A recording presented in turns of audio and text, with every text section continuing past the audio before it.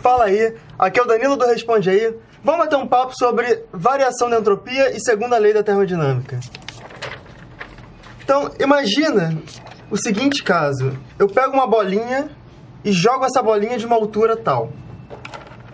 Essa bolinha ela vai quicar e vai começar a bater. Ela vai começar a refletir ao longo dessa superfície.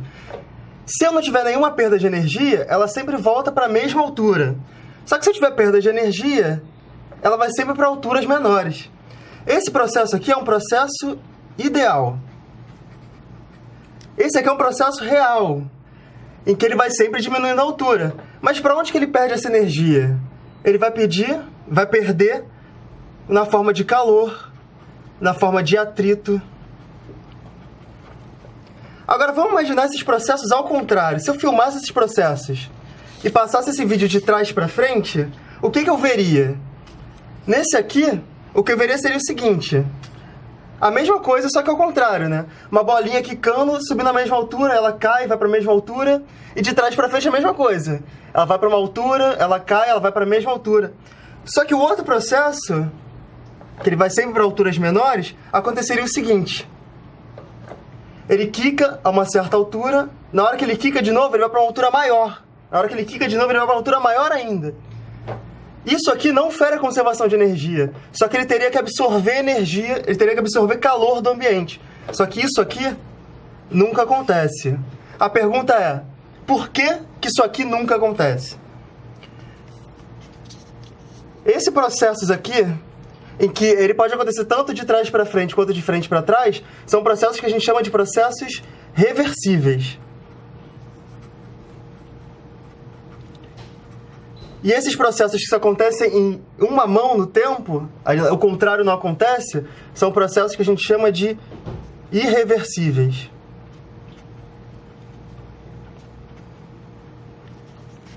Então vamos lá. Processos irreversíveis. Processos irreversíveis são aqueles que acontecem num único sentido no tempo. No sentido contrário, eles não fazem sentido. Por exemplo, a expansão livre de um gás. Imagina que você tem aqui um gás num recipiente só de um lado. Aí quando você abrir essa válvula, ele vai ocupar tudo. Ele só acontece no sentido do tempo, porque espontaneamente você nunca vai ver o gás todo se concentrando de volta para um recipiente só. Outro processo é o calor indo de um objeto quente para um objeto frio. Você nunca vai ver espontaneamente o contrário acontecendo, o calor saindo do frio indo para o quente. Uma cerâmica quebrando, você nunca vai ver os caquinhos lá de um vidro quebrado se juntando de novo para formar um vidro. Todos são processos irreversíveis. E processos reversíveis? São processos que acontecem em mão dupla no tempo. Tanto em um sentido quanto ao contrário eles fazem sentido. Eles continuam acontecendo. Só que na prática, eles não existem. O que a gente faz é uma aproximação, que processos que acontecem de forma lenta o suficiente podem ser aproximados como processos reversíveis.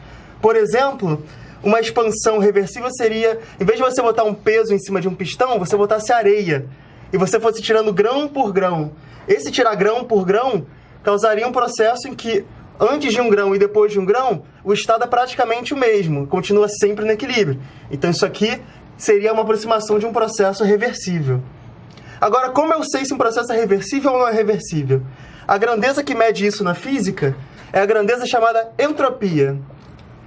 Entropia, ela vai ter 1 milhão de definições. A primeira definição que a gente aprende é a seguinte, ó. Ela é o grau de desordem de um sistema. Mas o que é desordem? Filosófico demais, né? Mas olha isso. Imagina que você tem 2 recipientes, um com átomos verdes e um com os átomos laranja. Se você abre essa válvula entre eles, eles se misturam. Esse sistema aqui tem mais desordem do que o sistema inicial. Esse sistema tem mais entropia do que o sistema inicial. Beleza? Outra coisa da entropia, ela é uma variável de estado, assim como a energia interna. O que quer dizer variável de estado? Ela não depende do caminho, ela só depende do ponto. A variação de entropia só depende do ponto inicial e do ponto final. E como que eu calculo essa entropia? Para processos reversíveis, ela pode ser calculada da seguinte forma. ΔS é a integral de dq reversível sobre t. Então, integral de dq sobre t. Mas só para processos reversíveis. Ah, mas e se eu tiver um processo irreversível? É só lembrar que ela é uma variável de estado. Basta você achar um ou mais processos reversíveis que têm o mesmo ponto inicial e o mesmo ponto final. que a variação de entropia ela não vai depender do caminho. Beleza? Mas o que tem entropia a ver com a reversibilidade ou não do sistema? E é aí que entra a segunda lei da termodinâmica.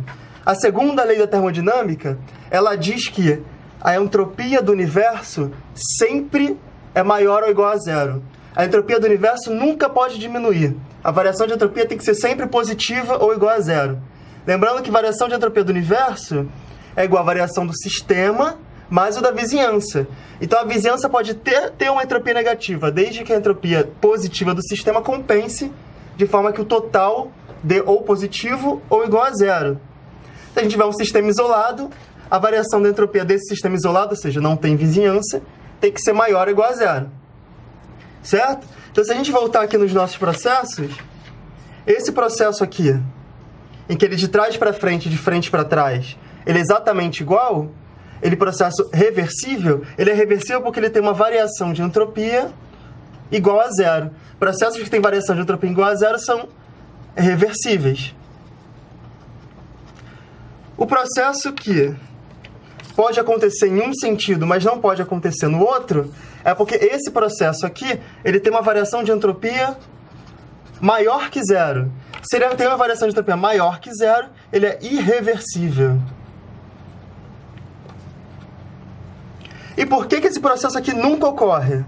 Esse processo aqui, da bolinha quicando em alturas cada vez maiores, nunca ocorre porque a variação de entropia dele é negativa. Se a variação de entropia é negativa, ele é impossível. Beleza? Então agora, lembrando, a variação de entropia é uma função de estado, ela não depende do caminho, a entropia é a desordem do sistema. Para sistemas reversíveis, ela pode ser calculada como a integral de dq reversível sobre t. Se for um processo irreversível, você tem que achar outros processos que sejam reversíveis com o mesmo ponto inicial e o mesmo ponto final, porque ela não depende do caminho. A variação de entropia pode ser igual a zero do universo, que vai ser um processo reversível.